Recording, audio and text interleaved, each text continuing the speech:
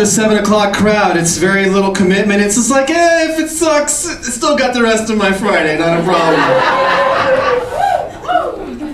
Kind of funny, but also still have a few hours. They say dress for the job you want, so I'm a comic. No, seriously, I don't. People tell me all the time that I don't look funny, which I take as a compliment. Which I take that as like, wow, you're so good looking. You probably never had to develop any sort of sense of humor to make up for how bullied you were. And I'm like, that's absolutely right. Thank you. I also don't look funny because I have like really bad RBF, resting bitch face. I found out I have resting bitch face, but in a really weird way. When I stand outside the entrance of a club or a bar, people show me their ID. Women did it and I thought they were being forward, like here's my address, and the guy started doing it. Mixed messages. So I can make you laugh, or I could also give you some advice. Advice that'll help you in relationships, advice that'll help you save money, and that's what I'm gonna do tonight. Ladies and gentlemen, first and foremost, when you leave here, go back inside your house and don't come back out until the middle of January. Hear me out, here's why. So Thanksgiving is coming, and you're gonna eat, right? December is coming, you're gonna spend, and then your New Year's resolution is to do what? Lose weight and get out of debt. So just go home, stay there, and enjoy the money you saved. Every year during Christmas, I get myself something a little special, right? It's pocket size, fits right in my wallet, I can look at it any time. It's my ATM receipt from early December, and I look at it all throughout the rest of the year being like, still got all that, still got all that. It's the gift that keeps not giving, is what I'm saying. It's good. Now, you can, if you want to lose weight, you can drive to the gym. Plenty of people do that. Or you could just walk everywhere else you go. Like that also is a great way to lose weight, right? And then you got a lot of bike riders here. When I first moved to New Orleans, I was like, wow, a lot of people have bikes out here. But now that I've lived in New Orleans, I'm like, wow, a lot of people have DUIs out here. You're like not environmentally conscientious. You legally cannot drive. Don't act all woke. You're broke. Let's move on.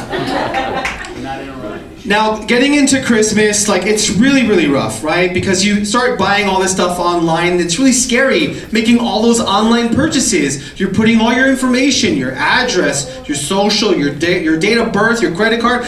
Oh, luckily, there's these companies and you just give them all that information and your money, and then they make sure like no one else gets that information or your money. It's like being married.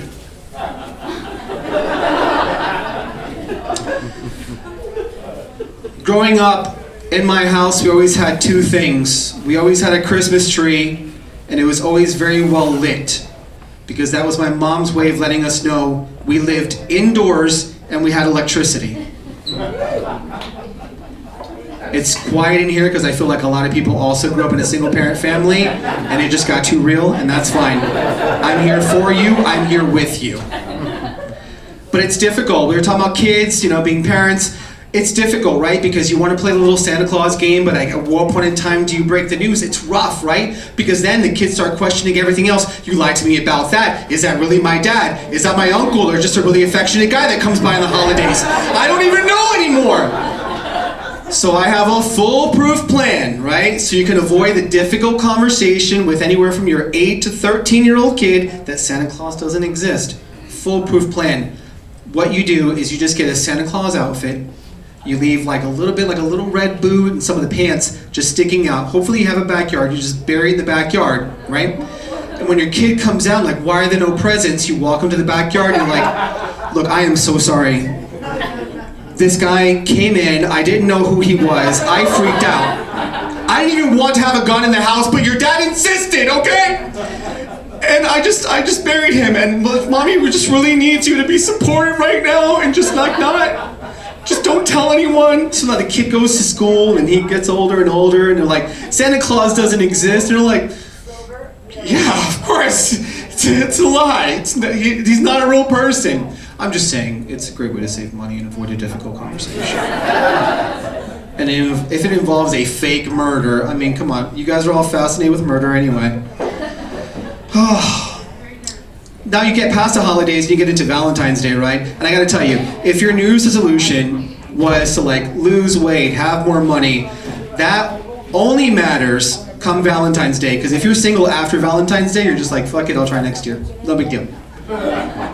But when you're single on Valentine's Day, it's like you just told someone you have a terminal condition. It's like, oh my gosh, single? I'm so sorry. Well, we've got tickets. Me and this amazing guy to this awesome restaurant. You probably don't even know of it. Here's some DVDs, Julia Roberts stuff. You'll love it. Just if you feel compelled to call me, just don't leave crying messages.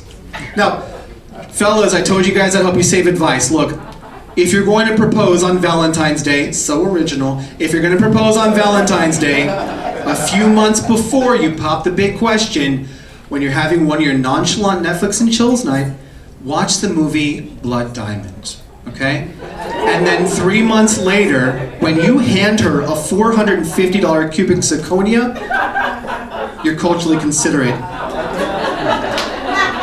If you guys are paying attention, so far these jokes would have saved you $6,500. Do we stop there? No, we keep going. I really don't understand why men propose on Valentine's Day, because I think there's a much better holiday, April 1st, you know?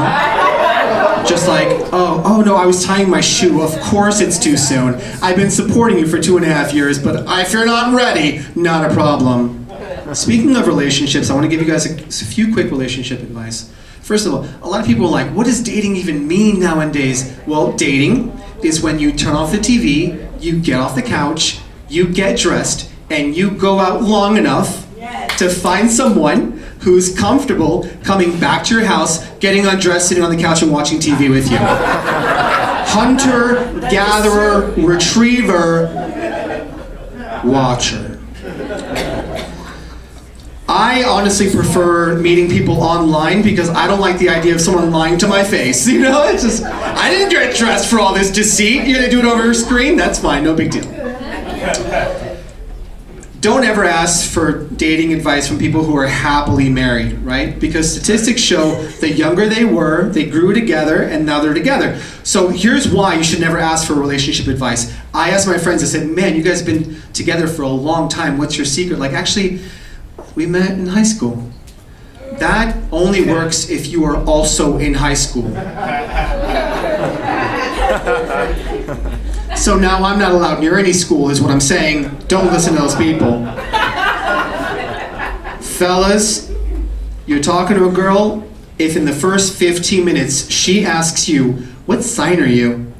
Walk the fuck out.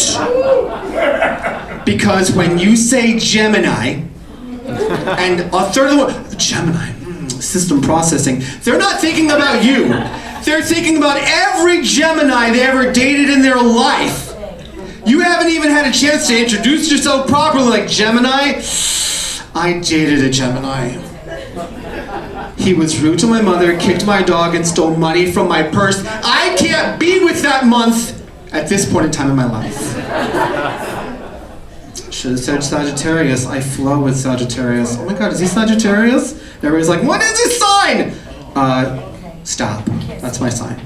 Ladies, I got advice for you. Be weary. Be weary of men with new cars. It might look nice, it might feel nice, but ladies, venture with me. He had an older car. Oh. It started to make noises that he didn't want to deal with. And he sat there and thought to himself, I can fix what I know is broken. Or I could get rid of this shit and get something younger, smaller, and prettier that I'm way more comfortable showing to my friends and bringing to my high school reunion. Yes. It got quiet because it's so authentic. I can taste how real this is. I can taste it. Now, look, if it's the weekend and you're rushing to a big date, a lot of times it's hard to get flowers. In New Orleans, it's really easy to get flowers, especially on the weekend.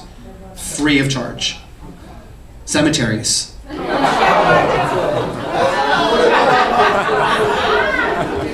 Get that out of my dead hands! Exactly, Agatha. Leave me alone. I'm on a budget!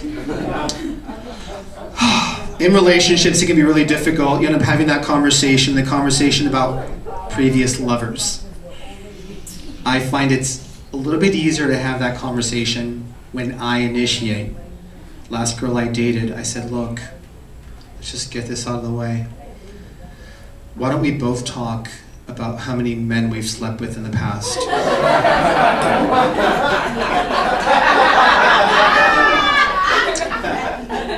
I'm gonna go first.